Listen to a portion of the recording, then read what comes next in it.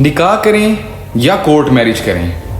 ये दोनों चीज़ें करने से पहले मेरी ये चंद बातें जो मैं आप लोगों को बताने जा रहा हूँ, इन चीज़ों का ख़ास ख्याल रखें।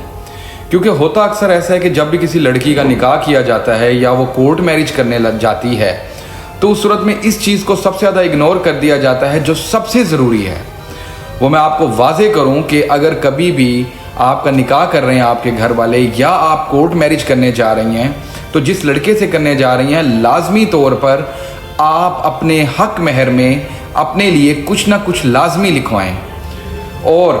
अगर वालदैन भी अपनी बेटी का निकाह कर रहे हैं तो उन वालदैन के लिए भी ये आगाही है कि वो लाजमी तौर पर अपनी बच्ची का तहफ़्फ़ुज़ ज़रूर लिखें। क्योंकि होता ऐसा है कि आजकल लिखा नहीं जाता और हमारा माशरा इस तरह का है कि 4 दिन शादी हुई, 4 दिन के बाद उस मर्द ने अपनी बीवी को धमकाना शुरू कर दिया कि मैं तुम्हें तलाक दे दूंगा, मैं तुम्हें घर से धक्के दे के निकाल दूंगा। ऐसी सूरत में वो जो बच्ची है जो उस घर में गई है उसके लिए कोई तहफ़्फ़ुज़ नहीं लिखा होता, जिसकी वजह से उसके ससुराल वाले या उसका खामन जो है उसको मारते पीटते भी हैं, उसको मेंटली अब्यूज़ भी करते हैं और धमकियाँ भी देते हैं। तो इस सूरत में लाजमी तौर पर आप हक महर के कॉलम में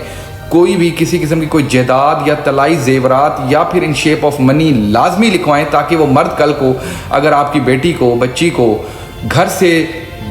निकाल देने की धमकियां दे या तलाक की धमकियां दे तो वो 10 बार सोचें कि अगर हम ऐसा करेंगे तो हमारे अगेंस्ट जो है लीगल एक्शन लिया जा सकता है। तो मेरी आप सबसे ये रिक्वेस्ट है कि इस चीज़ को हम निगलेक्ट कर देते हैं कि जी ठीक है ये तो बेटी है, इसने बसना ही बसना है, लेकिन हम ये नहीं देखते कि वो बेटी जिस घर में जा रही है उस घर में रहने वाले किस तरह के हैं, उनका माइंडसेट किस तरह का है। तो लाजमी तौर पर आप जब भी निकाह करें तो उसके कॉलम में हक महर के कॉलम में ज़रूर लिखवाएं,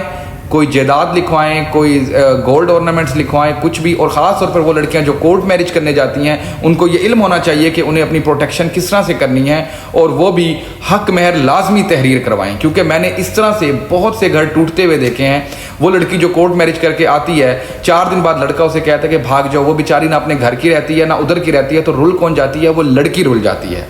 तो मज़ीद तरह की वीडियोज़ देखने के लिए भाई के चैनल को सब्सक्राइब करें, लाइक करें, कॉमेंट करें।